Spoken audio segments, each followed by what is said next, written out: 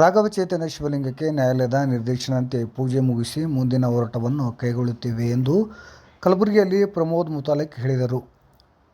ಮುಂಬರುವ ಯುಗಾದಿಗೆ ಆಂದೋಲ ಸ್ವಾಮೀಜಿ ನೇತೃತ್ವದಲ್ಲಿ ಮತ್ತೆ ಶಿವಲಿಂಗದ ಪೂಜೆ ಮಾಡುತ್ತೇವೆ, ಬಿಟ್ಟರೆ ಅದು ವಕ್ಫ್ ಬೋರ್ಡ್ ಆಗಿಬಿಡುತ್ತೆ ಎಂದರು. ಇನ್ನು ಕೆಲವರು ಬಿಟ್ಟರೆ ಉಳಿದವರು ಈ ವಿಚಾರದಲ್ಲಿ ಯಾಕೆ ಬಾಯಿ ಮುಚ್ಚಿಕೊಳ್ಳುತ್ತಿದ್ದರು ಎಂದು ಮಠಾಧೀಶರ ವಿರುದ್ಧ ಕಿಡಿಕಾರಿದರು. ಬಾಯಿಂದ ಬರುವಂತದ್ದು ಒಂದೇ ಮಾತು, ನಾವಿದನ್ನು ಬಿಡೋದಿಲ್ಲ, ಉಗ್ರ ಹೋರಾಟ ಮಾಡ್ತೀವಿ. ಅವ್ರು ಮತ್ತೆ ಬರೋದು ಯಾವಾಗ? ಮುಂದಿನ ಶಿವರಾತ್ರಿಗೆ. ಯಾಕೆ ಹಿಂಗೆ ಅಂತ 4 ವರ್ಷ ಆಯ್ತು ಸರ್. ಅದೇ ತರ ನೋಡಿ, ನಾವು ಇದನ್ನ ಜೀವಂತವಾಗಿ ಅಂತೂ ಇಟ್ಟಿದೀವಿ. ನಾವು ಬಿಟ್ಬಿಟ್ರೆ ಇದು ವರ್ಷಕ್ಕೆ ಒಂದು ಸಲ ಅನ್ನುವಂಥದ್ದಾದ್ರೂ ಅಟ್ಲೀಸ್ಟ್ ಜೀವಂತವಾಗಿರುವಂತ ಪ್ರಕ್ರಿಯೆ ಇದೆ. ಇನ್ನು ಇದನ್ನೂ ಬಿಟ್ಬಿಟ್ರೆ ಅದು ಒಗ್ಬಾರ್ದಾಗತ್ತೆ. ಈಗ ಆಗಿದೆ ನೋಡಿ. ಈಗ ನಾವು ಹೈಕೋರ್ಟಿನ ಇವರು 1 ಮ್ಯಾನ್ ಕಮಿಷನ್ ನೇಮಿಸಿದ್ರು. ಸೀನಿಯರ್ ಒಬ್ಬ ಲಾಯರ್ ಕಮಿಷನ್ ನೇಮಿಸಿ ಹೋದಾಗ ಕಂಪ್ಲೀಟ್ ಹಸಿರು ಬಟ್ಟೆ ಹಾಕಿಬಿಟ್ಟಿದ್ದಾರೆ, ಮುಚ್ಚಿಬಿಟ್ಟಿದ್ದಾರೆ.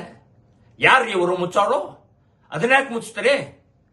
ಕಳೆದ 3 ವರ್ಷದಿಂದ ನಾವು ಪೂಜೆ ಮಾಡ್ತಾ ಇಲ್ವಾ? ವಕ್ಫ್ ಬೋರ್ಡ್ ಆಗೇ ಹೋಯ್ತಾ ನಿಮ್ದು?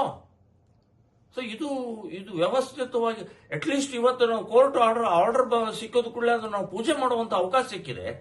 ಇನ್ನು ನೀವು ಹೇಳಿದಂಗೆ ಹೌದು, ನಮ್ಮ ಹಿಂದೂ ಸಮಾಜದಲ್ಲಿ ಈ ಪೂಜ್ಯ ಸ್ವಾಮೀಜಿಯವರು, ಶ್ರೀರಾಮ್ ಸೇನೆ, RSS, ವಿಶ್ವ ಹಿಂದೂ ಬಿಟ್ರೆ ಇನ್ಯಾರಿಲ್ಲ. ಇವರು ಉಳಿದು ಸ್ವಾಮೀಜಿಗಳು ಸಾವಿರಾರು ಜನ ಇದ್ದಾರೆ. ನಿದ್ದೆ ಮಾಡ್ತಾ ಇದ್ರಿ.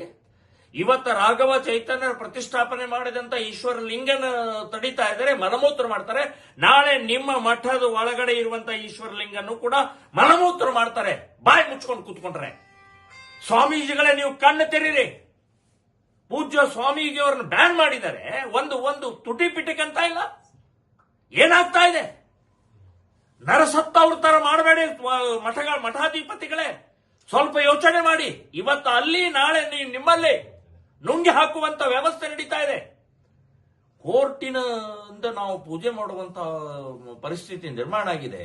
ಇದರ ವಿರುದ್ಧ ಹೋರಾಟ ಮಾಡ್ತಾ ಇರುವಂತ ಸಂಘಟನೆ, ಪೂಜ್ಯರ ಜೊತೆಗೆ ಕೈ ಜೋಡಿಸಬೇಕು ಅನ್ನುವಂತ ಮಾನಸಿಕತೆ ಇಲ್ವಾ? ಸೊ ಈ ನಿರ್ಲಜ್ಜ ವ್ಯವಸ್ಥೆ ಹಿನ್ನೆಲೆಯಲ್ಲಿ ನಾನು ಹೇಳೋದು, ಯಾರು ಬರ್ತಾರೋ ಬಿಡ್ತಾರೋ, ನೀವು ಬರ್ತಾರೋ ಬಿಡ್ತಾರೋ, ನೀವೆಂತೋ ನೀವು ಸಾಯೋರಂತೋ ನಿಶ್ಚಿತ. ಅದು ಮಠಾಧಿಪತಿಗಳೇ ನೀವು ಬಾಯಿ ಮುಚ್ಕೊಂಡು ಕೂತ್ಕೊಂಡ್ರೆ